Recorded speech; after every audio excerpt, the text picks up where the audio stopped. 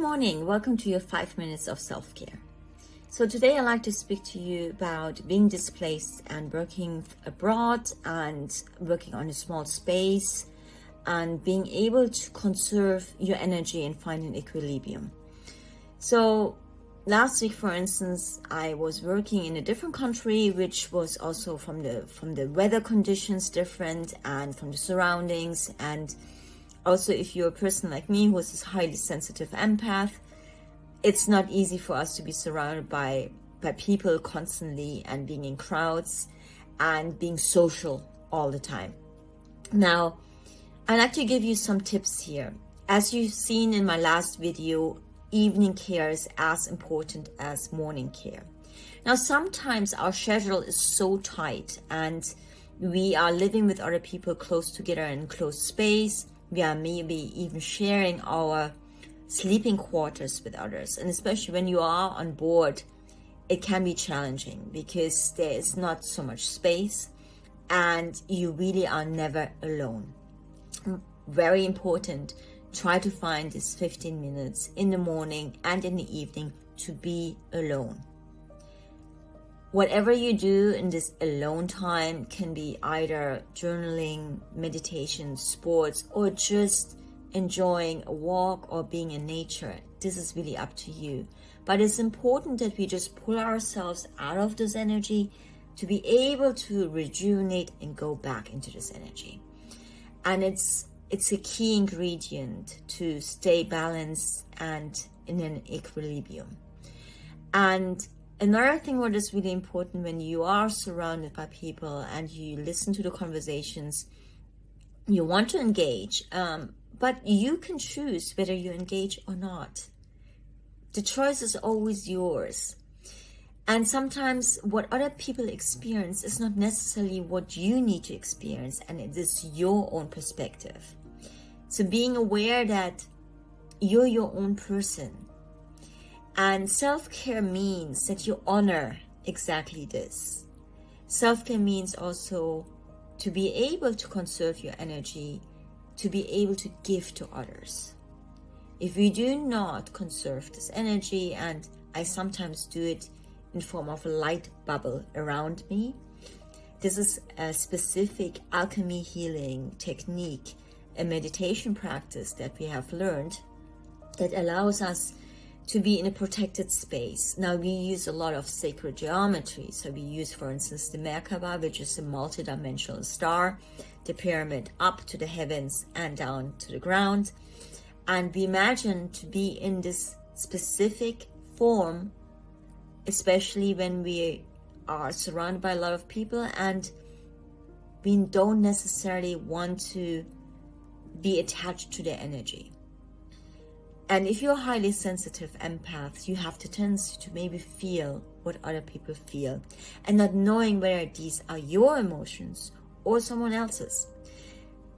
That's why it's very important that you become aware of your own emotions, your own body sensations, and also protect your space. And there are various techniques.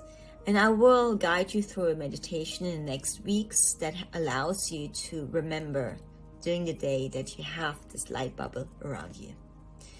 Now, when you are in a space where people have experienced something else than you, and there's a tendency of high emotions happening, lower vibrational energies, and there's a lot of talking, it is up to you to engage or not. That is a really key ingredient. And to get bothered by it or not, you always have the choice. I'll give you an example, for instance. When you work a lot and overtime hours, and you have someone or a group of people experiencing something, to engage in a conversation, in gossip, is really up to you. That is a key ingredient.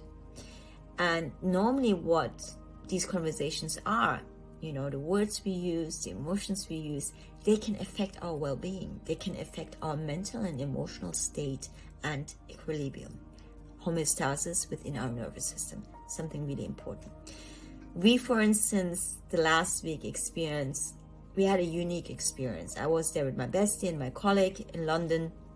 We, for instance, arrived on Friday night in Kensington, and the Airbnb that we rented was absolutely not the standard that we booked. There were squatters, it was cold, it was not safe, and people coming in and out, the doors were not locked. And all three of us were not upset or angry. You just made sure that we organized something else to stay so we could crash at a friend's place. Luckily, we made sure we find a taxi to go there.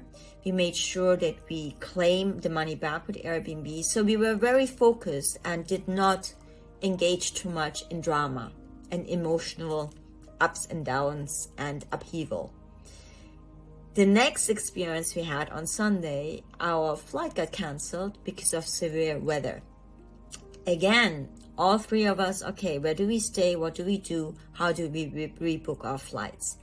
Guess what? On Monday, the flights got canceled again. Where do we stay? What's the transport? Where do we go?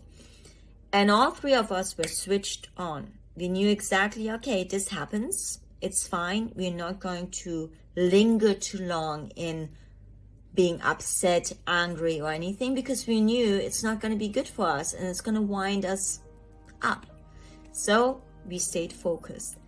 And once you know and you practice how to not get sucked into drama, then you know how you could flow through life, overcoming obstacles easily without wasting your energy and time and effort with conversations, retelling yourself the story, and being effective, productive in that very moment to find solutions. Namaste, Namaha.